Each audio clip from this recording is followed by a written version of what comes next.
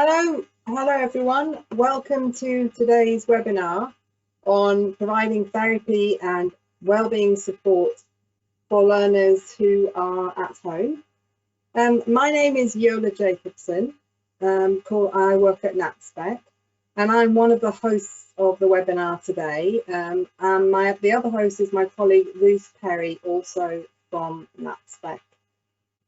Before I go on, just a couple of points. At the end of the session, there'll be a chance for you to ask questions, and you'll see on your screen that there's a question facility where you can type in your questions, and then we'll be able to read them out to the whole group and give you some answers. And then can you just check that if you have a microphone, that it's turned off, because that really helps with the sound quality for the webinar today. So today's webinar, the purpose of today's webinar is to introduce you to the new home learning website that was launched this week, based on the work of various different themed projects to do with supporting learners who are at home in the current COVID-19 lockdown. And as we know, these things are changing very quickly in terms of different guidance, different levels of lockdown. But the work of this project was done in May. And today we're joined by colleagues who are involved in the project. I'm really pleased to have Sally Mosley from Treloar College, who's going to be talking to you about her work on the therapy theme. Sally Edwards from Portland College and Landmark Specialist College. Clare Aldridge from St Piers College, and they are all going to talk about their work on the therapy theme of the project. We're also joined by our colleague Sasha Narey, who is from National Star College at Hereford, who worked with myself on the wellbeing support theme of the project.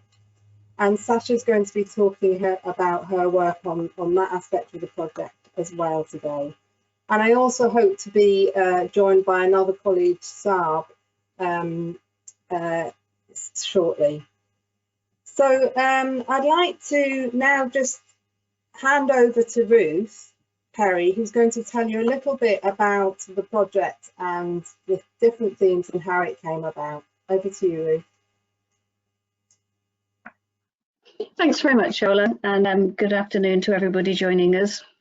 I wanted to give you a bit of context for the information we're going to share with you on wellbeing support and therapy, to let you know that it's been part of a much wider project that Natspec has undertaken in the last few weeks. We were really conscious that colleges initially, when they were suddenly closed down in March with just a day or two warning, that initially we were very much in a sort of crisis response. Suddenly all or a large number of our learners were at home, and we needed to get something out there for them. What we wanted to do is, as that time increased and the sort of certainty about when learners would be ever sort of back to normal became less and less clear, we wanted to encourage colleges to start to take a much more considered approach, particularly thinking about not just getting meaningful material out there to learners in whatever form that might take, but thinking about what does good quality provision look like for learners at home. And we decided to focus on these 6 main areas. So the nature of the learning material and the means by which it was provided, how you monitor progress, including engagement as well there, how we work with families who've suddenly become absolutely critical as partners in that home learning, how we make sure that learner well-being is supported, particularly during a situation where we know anxiety levels are very high, how we continue to provide some sort of therapy, not necessarily direct therapists beamed into your home, but continuing therapeutic practice, how might that work? and those key transition points, transition into college and transition out. How do we do that well in a remote way? So what we've produced is very much around the quality of those. How do we know what good looks like? How can we measure ourselves? How can we set ourselves sort of improvement targets about getting better at this as time goes by? So these tools and resources are very much about putting a focus onto quality. It absolutely began as Yola just explained, as a COVID-19 project, but as time's gone by, we think it's going to have lasting value.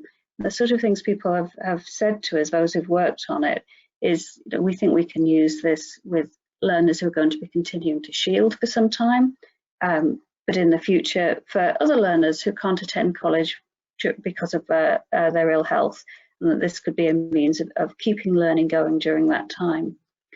It's giving people ideas about how to do more blended learning. That can be very useful for learners with fluctuating conditions, including mental health conditions. Those simple kind of, could we use this to set learning tasks on snow days? That may be not good news for learners, but you know, to keep that learning going. Also, several people have said that they think they could, by providing remote material to learners, perhaps just by putting things up on a website or a YouTube channel, then those learners who want to do so will be able to maintain skills better during holidays, and that will allow them to get back to college and into learning in a physical setting much more quickly. Others have said that they think it will help involve parents and carers much more fully in their young person's learning in the future. And for those learners who are capable of it, that is going to be useful in encouraging much more independent learning. Now, we know that there's been an absolute mass of remote learning materials. You could look at this website, you could look at that one. This means you could be using Teams, you could be using Zoom. We've deliberately steered away in this project from creating a massive sort of repository of resources. And instead, we've tried to drill down into identifying the characteristics of effective practice in each of these areas. What we wanted to do was provide you with a framework against which you could evaluate your provision and give you some guidelines on effective practice that will be relevant to different providers working with learners with different types of SEND. And then we've put in a few resources from the colleges who were involved in the project just to illustrate those principles. But the real focus has been on providing material that's going to work for you regardless of your setting. You then need to think, well, how would we do that with our learners? How would we do that in our circumstances? Okay, can we move on to the next slide, please, Yola? So I'm not going to spend too long here, but we do want to give you a quick look at what the site looks like. So if you could navigate to that for us, that would be great. And this should take you through to the landing page for this new resource.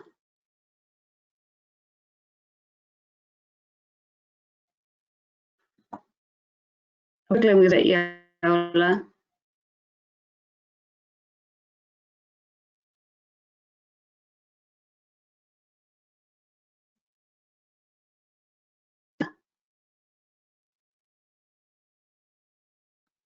The problem here is, oh, here we go. Thank you. So if you put wellbeing.natspec.org.uk into your search engine, this is the page you'll land on, and you'll see across the top there we've got the 6 different tabs, and we'll be exploring today the wellbeing and therapy tabs with you. It'll just get you to scroll down a little bit there, Yola, towards the bottom of the page. If you go down to the next section at the bottom there, there's some guidance here on how to navigate through the different resources and through the different pages. You can go straight to the resource pages, sort of resource collections for each of those pages, but we would absolutely recommend that you have a look at this top page first and then go into the tabs that you're interested in, and then that gives you the full context for the resources that we've included. So we're going to move from there. I'm going to hand back to Yola and colleagues to look at the specific therapy, sorry, not therapy, it's a specific wellbeing pages where Yola was the Natspec facilitator who coordinated this work. Thank you, Ruth. Thank you. So at the top, you'll see the tabs that Ruth was mentioning. And what I'd like to talk about now is the work that we did on wellbeing, providing wellbeing support for learners at home. And I just wanted to say at this point a massive thank you to everyone involved in this strand of the project and all strands of the project for their time and their commitment and their generosity in sharing their expertise and their resources for this project, because without that this whole website and all this content wouldn't be here. So just really a massive thank you to everybody. Today, as I said, I'm joined by two colleagues, Sasha and Sarb. Sarb has just joined us and is having a few problems with his microphone. So, Ruth, I don't know whether there's anything you could do to help Sarb while I'm introducing this page of the website. But just to proceed a little bit further and show you what we have on this page here. So this is what's in the page. We start with a checklist which outlines the characteristics of high quality wellbeing support for students at home. And then there's a short paragraph on emerging evidence with links to other reading. They then provide some effective practice guidelines for assessment, which were largely provided by our colleague Andrew Aspinall from Bridge College. And then that follows a list of issues to consider when preparing, delivering wellbeing support. And the idea of the information on this website is for you to use it in ways that you would find useful. So for instance, if you think those issues to consider would be useful to use as a checklist, then by all means do that. We then move on to a section around key principles underpinning wellbeing support at home, which was largely developed by my colleague Sarb, who I hope we can talk to a bit later about this. And then Sasha will be talking about her work on developing peer support sessions as part of wellbeing support for students at home. There's also a short report about this that she did with Gillian Leno, who was a member of the team from Queen Alexandra College, about their early learning of setting up such groups. So this is what the page looks like. Here are the characteristics here, and you can see we've put it into 12 points around what we think needs to be a characteristic of high quality support. So it being specific to the time rather than just general. So you're looking at the issue about people being in isolation and being in lockdown. The caregiver's welfare is a key part of considering what kind of support you can provide. And you can see we've listed those in concise targets, in concise sentences as we go down. And you'll see at the bottom here that if you click on the link at the bottom where it says wellbeing checklist, it's these principles are arranged in a way that you have a table where you can rate where you are in these points for your processes. We then move on to emerging evidence, and our colleague Rachel from Young Epilepsy College had been researching some initial findings on evidence effects of confinement on wellbeing. And there's been some studies done in China, but they've all been done on the general population, not on specifically young people or people who have any kind of disability. But the emerging early findings are things like that being inside for long periods can really affect your sleep. We know lots of excessive screen time is not good for mental well-being, and we needed to sort of bear that into account when we were thinking about the processes that we use for providing that mental well-being support. And people feeling isolated, this affects people's mental health, and also, you know, the stress and strain around confinement on family relationships. These things are things that we all need to bear in mind when developing such support. And as we discussed, you know, this is an evolving situation we're in at the moment. So it's based on your expertise and your best fit judgments around what we know works and what we know the impact of isolation will be. Things like the importance of staying connected, keeping busy, physical activity, staying calm, managing information intake, and maintaining routine. We know that these things are key for people's well-being. We then moved on to looking at effective practice guidelines for assessment, and our colleague Andrew, as I said, developed this. And the importance of any assessment being holistic and the student voice being a core part of any decision making around that. And if the student or the family, for whatever reason, can't be involved in this centrally in this assessment process, then who is the member of staff, who's the member of the team who knows that student really well and who can advocate for them throughout the process? And then, of course, any prior wellbeing concerns need to have been addressed first. So we felt these were key points that needed to be taken into account. It needs to be a holistic assessment with the designated safeguarding lead involved, as they will have access to key information, and also the fact that somebody is in social isolation may place a young person in extremely vulnerable circumstances, and any concerns about this obviously need to be shared with social services as soon as possible. So here you can find a checklist. You can make this into a checklist around various issues to consider when preparing and delivering wellbeing support. And I'm not going to run through them all here, but again, we try to reduce them in a concise question format for you to ask yourself. For instance, are there any prior wellbeing concerns? Is the student able to access services required, such as a GP and physio? How will contact take place with the student? Will the main contact be the student or will it be the family? And how can you and your team avoid overwhelming the student family with too much contact? So I know streamlining communication channels is really important. Housing, what is the housing situation? So you get the idea that these, what people, the group felt were really key issues that had to be taken into account.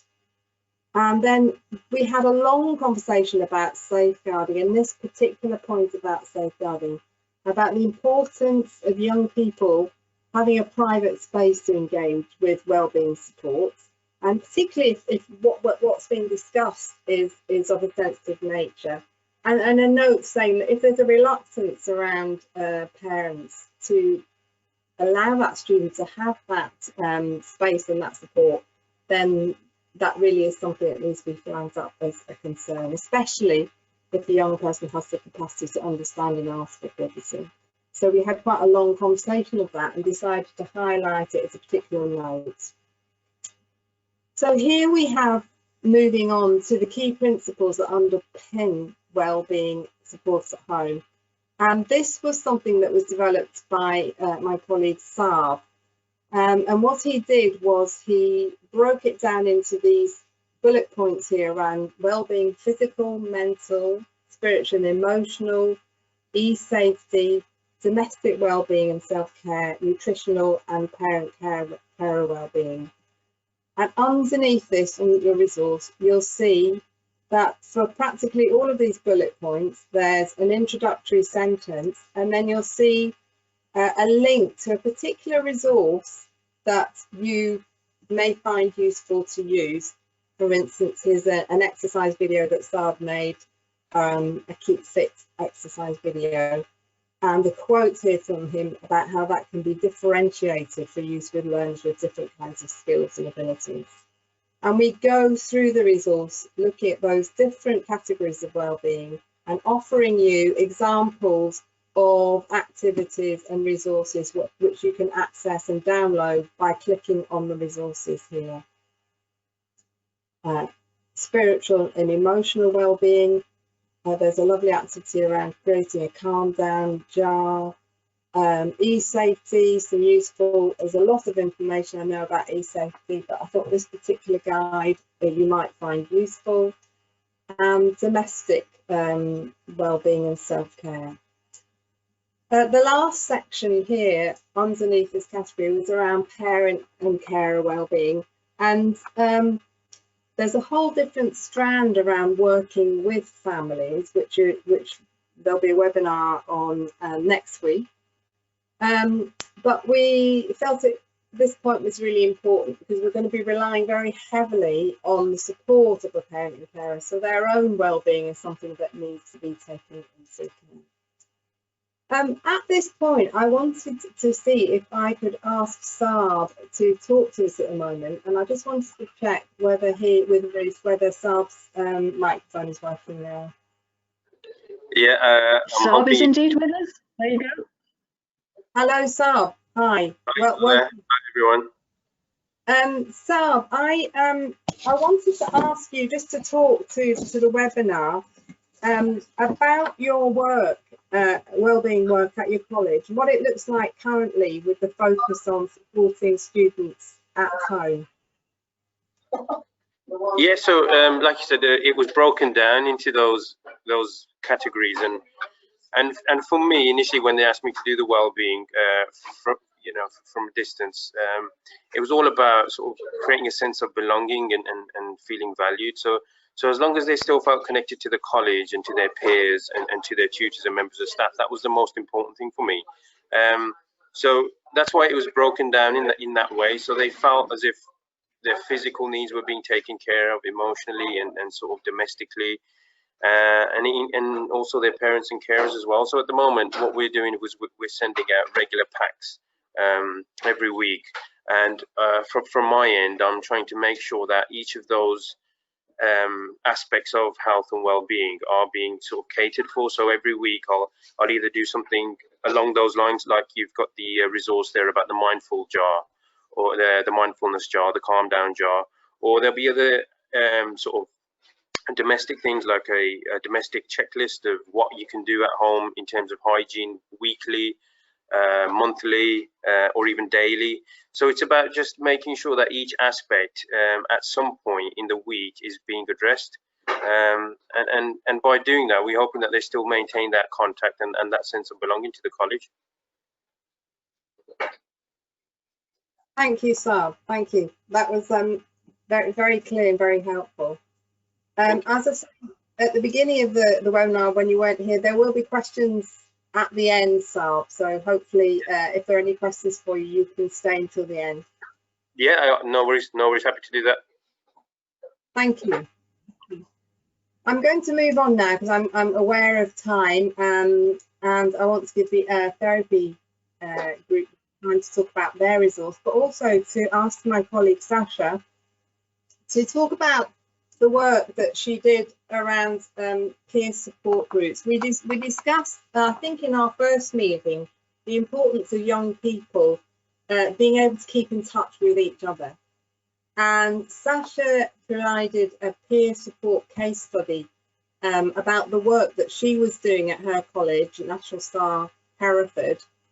And you can access it on the website through this link. So Sasha, I wondered if you could tell us about your peer support sessions that you've been developing and any further learning since the end of the project, which was now 2 weeks ago, from that work.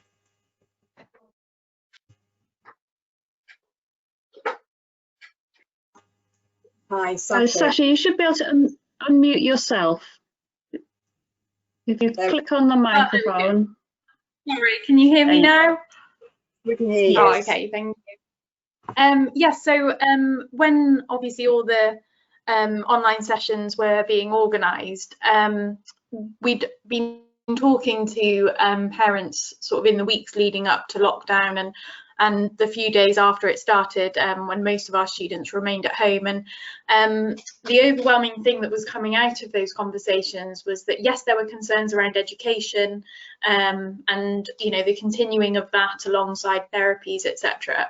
But actually the overwhelming concern for both parents and students was the lack of social contact with their peers, and also the lack of contact face-to-face with the staff that they had really strong relationships with, that they often turned to for support. And so we, as a kind of college, we looked at what we were hearing from parents and from students and decided that actually prior to any educational therapy sessions starting, it was really important to engage the students socially to support their emotional well-being and their relationships with their peers and their staff. So it started off, our sort of well-being support started with one-to-one sessions with key members of staff, including our behaviour therapist and psychological support and their tutor. And these were really beneficial, but it was felt that probably most important to them at that time for their mental health and their well-being was to have peer-to-peer support and an opportunity to maintain and build those relationships. So the way that we started those sessions was a once a week social session, we called it, but within our sort of staff team we called it peer support, and this was done with groups of learners from entry level 1 sort of PMLD all the way up to level 1, our most able work outcome students. And the groups consisted of 4 students, because that was the number of people that we could see on screen considering safeguarding and GDPR, and a tutor or a member of staff such as their key worker to just keep an eye on things.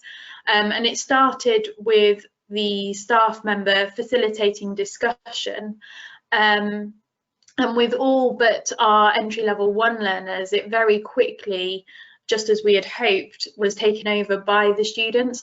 And I think the thing that the students found most helpful in the beginning stages was seeing that everybody was at home, so they weren't missing out by not being in college, but also that everybody was safe, because I'm sure other people have experienced this as well. You know, anxiety is extremely high, and there were real concerns communicated by our staff that and by parents that the students were concerned that actually some of their friends had become ill or had passed away, and they didn't have any way to contact them. So the first sort of couple of sessions mainly focused on them just catching up with one another, checking that everyone was okay. And actually, the staff member was very quickly able to step back and allow the conversation just to be led by the students as you would wish. And that was absolutely fantastic to see. With our entry level 1 learners, many of whom are non-verbal, the sessions consisted obviously of them seeing one another, but also having prompts such as lights, nature objects to provoke responses and to encourage that interaction. And they've gained a lot from that actually, and we've seen relationships develop between those learners just in the reactions of more smiles, more waves, greetings, which has just been fantastic. What was really interesting to note actually was that we did a survey shortly after we started these online sessions, and we started with the wellbeing peer support sessions and then moved on to education. And over 50% of parents stated that the thing that they were most concerned about was that their child wasn't having the social interaction that they were used to and needed. And later they then said that actually, I think it was 60% of those parents said that those sessions, the peer-to-peer sessions, were the most beneficial, that their student, after being in one of those sessions, was clearly much happier, was much more upbeat, and the word that was used a lot was secure. They felt safe and they felt their friends were safe. The way that it's kind of evolved over the sort of coming weeks and months, and however long this goes on for, has been really positive actually. And what we've done in some cases where we've had students that are very able, very mature, we've had them act as mentors to some other students who are particularly concerned or particularly anxious, or perhaps in one situation a student that is shielding, so it has been feeling really quite isolated, and they've been arranging their own kind of meetings and catch-ups.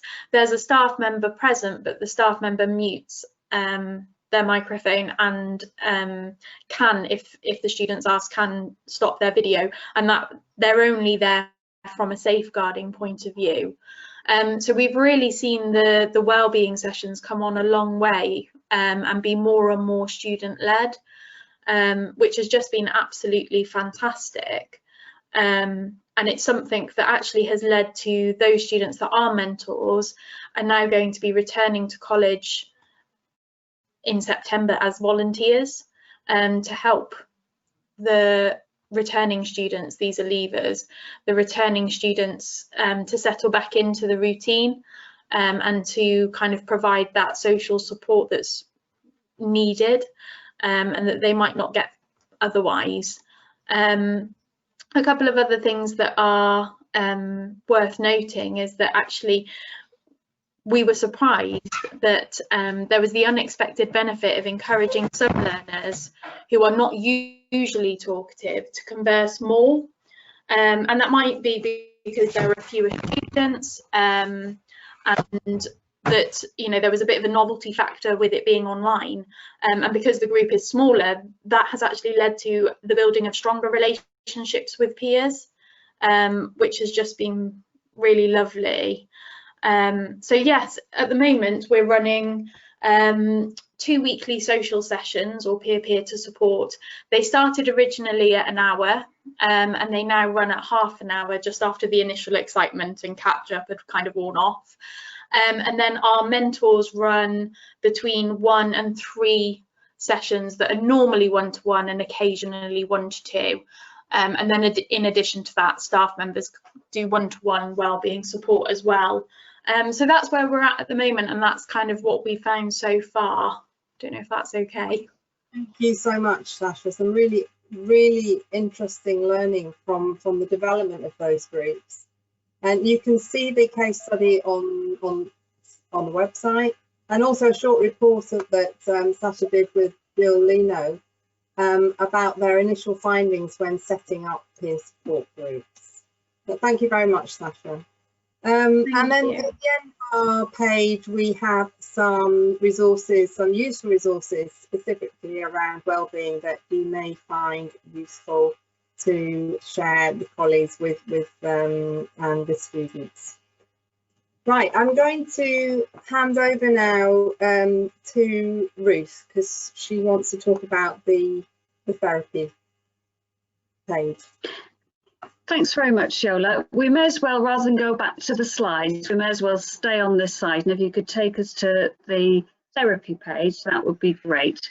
I'm joined during this discussion by Sally Mosley, who's Head of Speech and Language Therapy at Treloar College, by Sally Edwards, who's SLT Manager at Portland College and Landmark Specialist College, and by Clare Aldridge, who's the Lead Physio at St Piers College.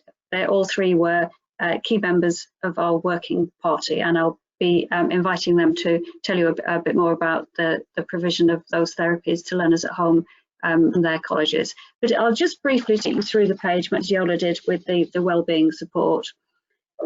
You'll see various similarities. We have tried to keep them fairly consistent. Once again, thank you to the list of people down here who have given up their time, expertise, resources freely. You'll see there's a a wide range there of different therapists from different disciplines as well. So we had SLTs, physios, occupational therapists, and we also had some therapy managers as well. You keep scrolling down for me, Yola. So much like on the wellbeing page, we started by thinking about what do we mean by good quality therapy once it's lifted out of its normal context of face-to-face delivery or as part of a multidisciplinary working wrapped around a young person who's physically present in a college. Some of those things, the face-to-faceness, the interactions and the physical presence are normally key parts of good quality delivery. What does it look like when we take those away? So this set of characteristics here are the collective thinking of our group. Much like with the therapy page, the wellbeing page as well, they can be downloaded as a checklist. You just scroll down a little bit to that link, there we go. So it's turned into a set of statements against which you can rate your own provision. And we decided very much that it works on two levels. It's both useful to individual practitioners who want to assess the quality of the therapy they're providing to individual students, but it's also a whole organisational tool as well. So the senior management team could use it to consider the quality of their remote therapy provision as a whole. So that's the first section. We then went on to think about how can a high quality of therapy be achieved at each of the different planning, delivering and reviewing stages. Initially, we did wonder whether we needed to do this for physio, for occupational therapy, for speech and language therapy and so on. But after some discussions, we realised that actually we were all pretty much talking about the same thing, and there was a real consensus across the different disciplines of what actions need to be taken or what thinking needs to go on in order to plan, deliver and review the therapy that's on offer. So we captured these in a series of numbered statements as top tips. So they are advice from therapists for therapists. And the three therapists joining me today have all been really keen to say, please don't introduce us as experts who know everything. We're not, but they are experienced practitioners who've put a lot of thought into what they're doing, and it's therefore we think it's well worth sharing what they've done in order to help others do something similar. Finally, you'll see that we've illustrated some of these top tips in the pop-up boxes below a particular point. So each box here, so we've got two there from Treloar and Leap College, each of those boxes will relate to the top tip above them. And if you scroll down to one further down for me, that one's fine, you'll see, just as with the wellbeing, where there's a resource attached, so you can look at something that has been sent home or a video that's on a website and so on, then there's a link in there that you can follow to the resource itself. Just a note about any resources that say not for reproduction, that's because they contain symbols which operate under a license, so you can have a look at what others have done, but please don't directly sort of download and use those. It's probably worth pointing out at this point that although a lot of the material shared you may be able to use with your students, an awful lot of it is highly personalised, or it fits into the particular systems of the college or the types of students they're working with or existing practices and so on.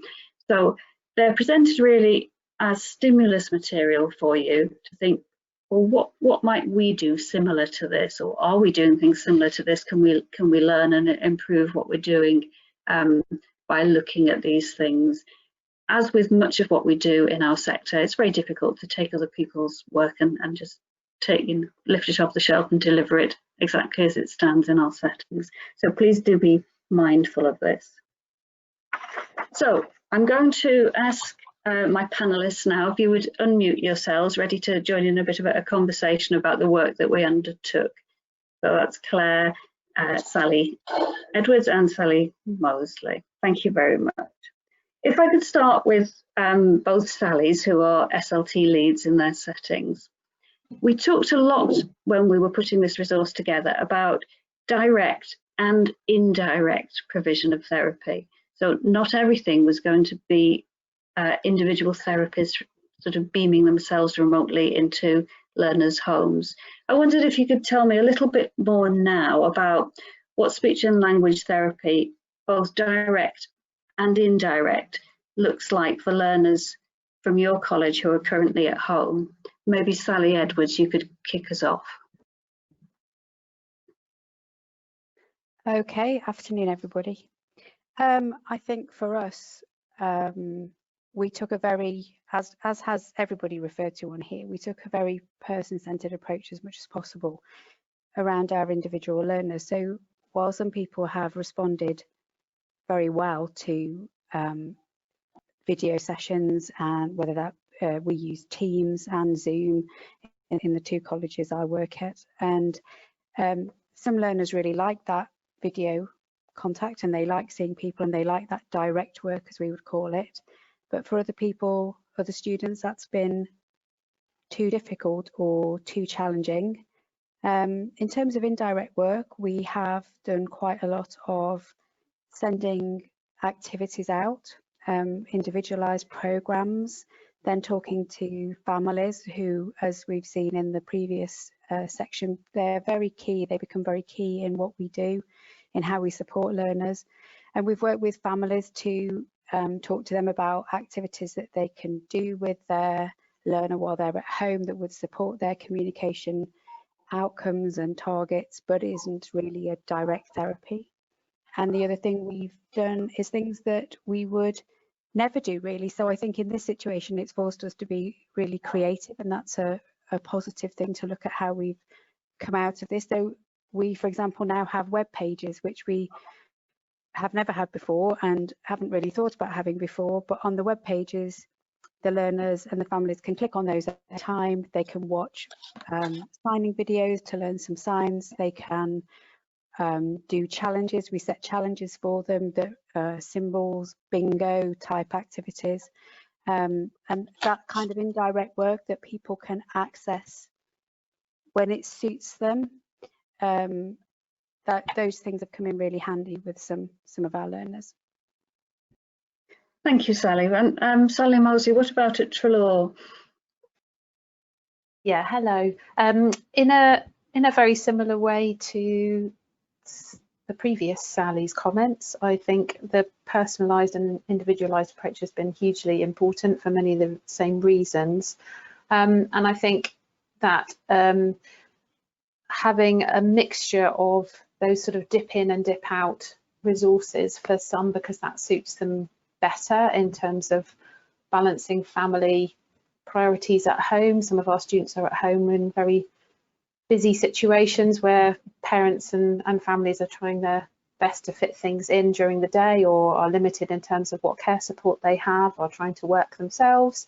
So just being very mindful of what we can offer that they can then do at their own pace. So and again, similar sorts of resources that our teams have created. We've done some videos as well that they've been able to look at and follow along with, and know that the rest of the students in their group have been doing a similar thing. We have increasingly over time created opportunities for students to do more live Zoom type sessions, one-to-one and in groups. And again, linking in with what the previous panelists and the previous group were talking about, lots of wellbeing type support as well. So whether it's the physiotherapists doing group sessions where they're looking at yoga type practice and relaxation, and thinking about what students are able to do and the positions that they're able to be in at home and what equipment they've got, or things that the OTs have done around getting out and about in nature and looking at your well-being from those points of view. So I know I'm talking not just about speech and language therapy here, but we've worked very much together as teams around this. And then I think the other... Yeah, can I just interrupt you there for Sally, for a moment, Sally, just to say, I think that's a really important point that you're making, and it's one that's captured on this therapy page, that wherever possible, multidisciplinary teams have got together to look at how much they can combine their different input into a single resource or a single piece of work or challenge to send home. To make sure that we're not overwhelming young people or families with the amount of things to do.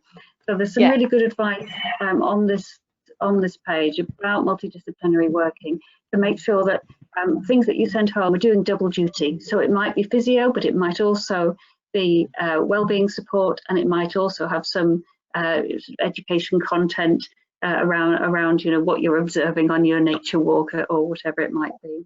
But, yes, absolutely. The therapists as part of the MDTs have been key in terms of keeping in touch with families as well, and seeing what suits them, how much contact they can cope with, how many tasks they can cope with. For some, every opportunity to Zoom and or video call is very welcome. For others, even once a week is quite a big ask for them. So yeah, I absolutely agree, that's really key. And just one other thing I wanted to add in terms of a lot of work that the therapy teams have done is about sending equipment home that students and families have discovered as the weeks have gone by that they really would like to have and that they need at home. So that's been a big task. And then SLT in particular at our college, we've done a huge amount of work with sending visual supports to help learners at home understand a different range of features of these strange times, why they can't go to their favourite places, for example, or why they can't see their friends or their grandma, or all of those things that might be causing some anxiety, has been previously mentioned. Sending things that are at the right level for those learners to help them.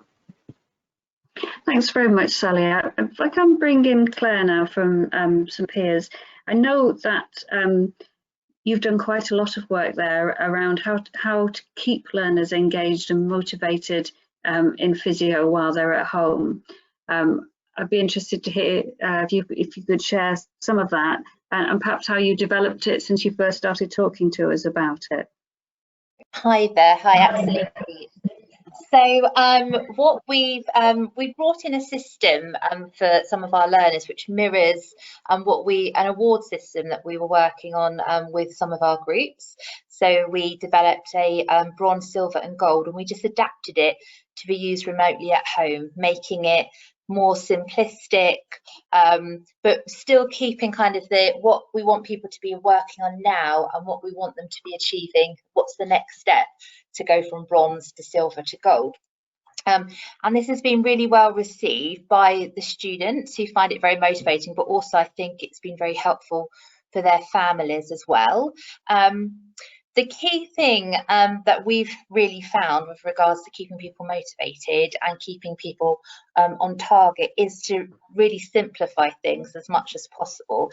And I think as kind of the time has gone by, we have got better at simplifying things so that they really are achievable.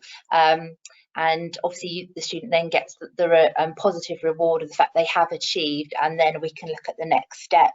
And obviously it's also working very much with the support networks, with the families or with the carers, to make sure that they are confident to support the students. So yeah, the key I think for us has really been to keep things bite-sized and achievable. Something that we found really positive as well is we've been asking to get feedback via videos or photos, and that has been very well received. And then we tend to give our feedback as well via videos or photos that we share via links. And for a lot of our learners and for a lot of our parents who are a little bit anxious about, are they on target, are they doing enough, they found that process very reassuring. We've also videoed some of the activities that we would be following with people in their groups, and we've edited those to make them fun and something that can be followed like you would, for example, like with a relaxation vlog or an exercise video. And students have really found it very motivating to see the physio team members that they work with regularly doing those exercises. So we've had very good feedback from those as well. Thanks, Claire. I think that buzzword of simplification is one that came up a lot, didn't it, in our discussions. Yeah. One of the other simplifying activities that's gone on is explanations or instructions to parents, making sure that they're in an accessible format, accessible language. And there are some examples on here of explaining therapies to parents so they understand what it is that their young person is being asked to do and why it's important. So I think there's an example of a zones of regulation resource there. There's an explanation of what intensive interaction is and how you can do that at home together, but bringing it to the world of the home and the parent, remembering that you're not talking to professionals, not even trainee professionals, but young people and families, and thinking about how you have to word things differently and how you have to really sort of cut to the chase of what this is really all about to make sure that you're getting maximum impact for the bite-sized thing that you're offering. Just before we finish our discussion, I wondered if any of the three of you would like to reflect a little bit on, as lead practitioners in your setting, how you're trying to ensure that the therapy that goes on is delivered to an expected standard despite all the constraints. I don't know if one of you'd like to come in first on that. Shall I start? Please. Sally Mosley here. I think it's a challenge. I think it's interesting how very, very busy everybody has been over the last few weeks. I think initially we thought we would be less busy, but I think we were very wrong about that. And I'm sure everybody else on the panel and hopefully, and I'm sure listening will identify with that. So that has been a real challenge, just sort of keeping up with everything and the fast pace of things changing too. However, I think there's a number of ways that we've tried to do it, and I'd be really interested to hear what others have done. So we are starting now to do some observations of the direct type sessions and having people sit in on those where that's appropriate to do so, to give some feedback and try to sort of learn some lessons. We're also trying to find opportunities as much as possible to share information within our teams and between different teams of what people are doing and what's working or not working. Obviously, we're making sure that we record all contact as we normally would, and we have a way in our system of tagging it as external contact, and that's something that the managers are monitoring and auditing as well to see that everybody is being kept in touch with at the right sort of level. Linking with our existing target systems as much as we possibly can so that we're still gathering that same evidence and quality of evidence, and so probably most importantly asking families and the students themselves how they're experiencing the input that they're getting and any suggestions that they've got that we're then listening to and trying to adapt. So lots of things that we're trying to do. Thanks, Sally. Either Sally or Claire like to come in with any additional activity around quality assurance or young epilepsy, what the physio team is doing, because we're not seeing each other directly every day like we normally would. We're actually every day at 11 o'clock, we're having that safeguarded time for about half an hour to 45 minutes where we are all meeting online and we're discussing what work has taken place, how effective it has been. We kind of brainstorm together any other options that we should potentially be kind of looking at and considering. And that has actually been quite reassuring for the team to have that constant kind of peer supervision and kind of discussion within the team to problem solve any issues. Thanks, Claire. So Yes, so it's communication, not just with families and learners, but between the team themselves, and obviously between the therapists and the other members of the MDT as well. Sally, Yeah, Edwards, anything to really add? important. Yeah, I think all those things are really important, obviously, that Sally and Claire have talked about. And I think that that contact within the MDT, both as therapy, but also then with your education colleagues in terms of, you know, some of the things we've already talked about, keeping things simple and streamlined, and what targets are you looking at all working together is really important in terms of supporting each other and having those conversations and sharing that experience about what is working for different learners and what isn't working for different learners. I think we looked ourselves at, you know, I'm sure the professional bodies and places like the NHS, they all have guidance on what you should be looking at. You know, the Royal College of Speech and Language Therapists certainly has guidance on teletherapy and how you should be doing that to the best of your ability, really. I think it's interesting now that we're so far, you know, so far in, and we have adjusted things and we've realised what things will work, what things won't, that some sessions or video sessions for people work, some people need indirect work, but now we need to really start thinking about getting those evaluations in. And that has started, as other people have referred to, but I think evaluating what the learners feel where possible when they're able to feed that back, definitely the families, because this is a whole new experience for them. We certainly record all our sessions so that we can go back and look at them. And we use DataBridge in the colleges I'm involved with, and we log everything on there so that, again, there's that cross-referencing between what different members of staff are doing with different learners. And I think keeping that contact is and that joined up working is really important. Thanks, Sally. And Sally mentioned there professional body guidance, and right down at the bottom of our therapy page, we've got some links there to different relevant documents, guidance documents from the various professional bodies. Thank you very much, Sally and Claire, both for joining us today, but also for all the hard work you put into this page itself and all the guidance that sits behind it. And I should have said at the start, as Yola did, that none of this would have been possible without the input of some really experienced and generous practitioners. I started coordinating this part of the project with very little knowledge of therapy whatsoever, and I was incredibly impressed by the professionalism, but above all the generosity and the willingness to engage and develop a community of practice. It's been a fabulous project to work on, so thank you. Yola, I think we're moving to a point now where we're going to address any questions that have arisen between as we've gone on, but feel free also to put some more questions if you want to now into that panel, and we'll either address them ourselves or direct them to panel members. Yeah, thanks, Ruth. So if anyone has any questions for us, there is a panel where you can type in your questions or give some comments, and then I will read them out to the group as a whole. You have your opportunity. And remember, the website is live for you to have a look at.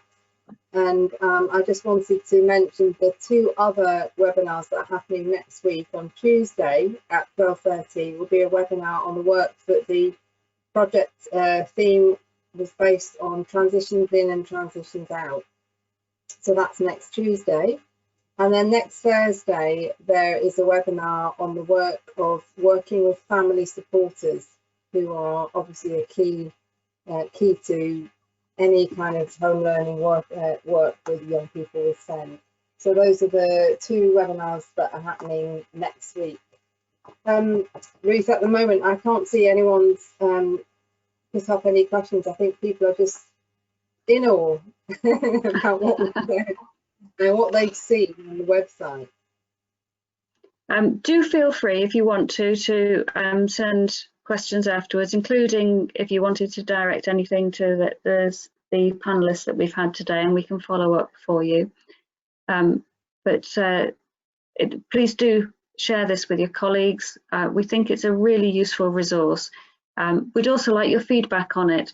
I should say as well that our colleague Amanda at Natspec built this website in next to no time, and when you see the extent of what's on it, you'll appreciate what a task that was. So many thanks to her for doing that. But if you do come across any little glitches, any broken links or anything, please do send them through to us so we can get it fixed.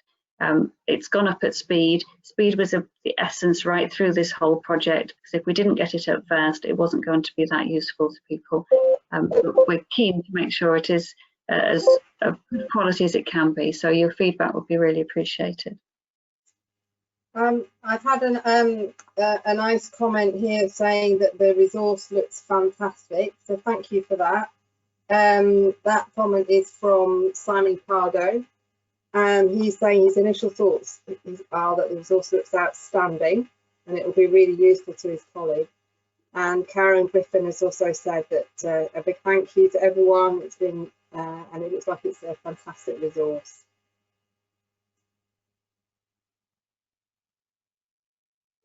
In that case, shall we leave it there, Yola? Yeah, I think that's it. We're a bang on 1:30. So yeah, just thank you to everybody for attending and to the team for presenting. Thank you all. Bye-bye. Many thanks. Bye. Pleasure. Bye. Thank you. Bye. Thank you very much. Bye. Thanks. Bye.